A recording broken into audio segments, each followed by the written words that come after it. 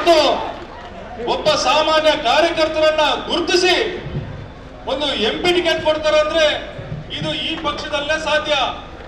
ಅದು ನಮ್ಮ D K Shivakumar ಅಂತ ಅಧ್ಯಕ್ಷರಿದ್ರೆ ಮಾತ್ರ ಸಾಧ್ಯ. ಇವತ್ತು ನನಗೆ ಒಂದು ದೊಡ್ಡ ಜವಾಬ್ದಾರಿ ಕೊಟ್ಟಿದ್ದಾರೆ. ಆ ಜವಾಬ್ದಾರಿ ತಗೊಂಡು ನಾನು ನಿಮ್ಮ ಮುಂದೆ ಓಟ್ ಕೇಳಕ್ ಬಂದಿದ್ದೇನೆ.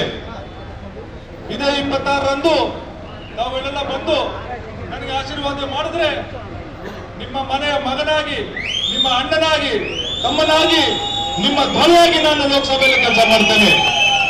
ನಿಮಗೆ ಏನೇನು ಬರಬೇಕು, ನ್ಯಾಯವಾಗಿ ಸಲ್ಲಬೇಕು ಅಂತ ಅದನ್ನೆಲ್ಲ ನಿಮ್ಮ ಮನೆ ಬಾಗಿಲಿಗೆ ತಂದು ಕೊಡ್ತೀನಿ. ನನಗೆ ಓಟ್ ಹಾಕಿ ನೀವು ಆಶೀರ್ವಾದ ಮಾಡಿ ನಿಮ್ಮ ಸೇವೆಯಲ್ಲಿ ನಾನು ಸದಾ ಸಿದ್ಧರಾಗಿರ್ತೇನೆ ಅಂತ ಹೇಳ್ತಾ ನನ್ನ ಮಾತನ್ನು ಮುಗಿಸ್ತೀನಿ. ಬಂಧುಗಳೇ, ಇವತ್ತು ಒಬ್ಬ ಸಾಮಾನ್ಯ ಕಾರ್ಯಕರ್ತರನ್ನ ಗುರುತಿಸಿ ಒಂದು ಎಂಪಿ ಟಿಕೆಟ್ ಕೊಡ್ತಾರೆ ಅಂದ್ರೆ ಇದು ಈ ಪಕ್ಷದಲ್ಲೇ ಸಾಧ್ಯ. ಅದು ನಮ್ಮ ಡಿ ಕೆ ಶಿವಕುಮಾರ್ ಅಂತ ಅಧ್ಯಕ್ಷರಿದ್ರೆ ಮಾತ್ರ ಸಾಧ್ಯ. ಇವತ್ತು ನನಗೆ ಒಂದು ದೊಡ್ಡ ಜವಾಬ್ದಾರಿ ಕೊಟ್ಟಿದ್ದಾರೆ. ಆ ಜವಾಬ್ದಾರಿ ತಗೊಂಡು ನಾನು ನಿಮ್ಮ ಮುಂದೆ ಓಟ್ ಕೇಳಕ್ ಬಂದಿದ್ದೇನೆ.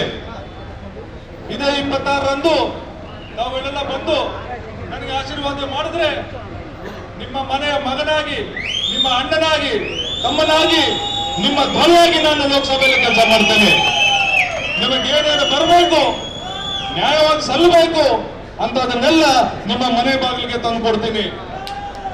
ನನಗೆ ಓಟ್ ಹಾಕಿ ನೀವು ಆಶೀರ್ವಾದ ಮಾಡಿ ನಿಮ್ಮ ಸೇವೆಯಲ್ಲಿ ನಾನು ಸದಾ ಸಿದ್ಧರಾಗಿರ್ತೇನೆ ಅಂತ ಹೇಳ್ತಾ ನನ್ನ ಮಾತನ್ನು ಮುಗಿಸ್ತೀನಿ.